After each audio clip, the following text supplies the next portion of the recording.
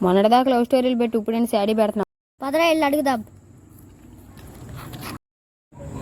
అక్కడున్నాడు పదరా. అన్నా మొన్నటిదాకా లవ్ స్టోరీలు పెట్టి ఇప్పుడు నేను శాడీ పెడుతున్నా. లవ్ ఫెయిల్ అయిందిరా. ఎలాగన్నా? ఎలాగంటే అలాగేరా. ఒక అమ్మాయి మనకు మెసేజ్ చేయడమే ఎక్కువ, అలాంటి అందమైన అమ్మాయి నాకు మెసేజ్ చేసిందంటే మరి అలాగే ఉంటుంది కదరా. అన్నా అందమైన అమ్మాయి ఎవరన్నా?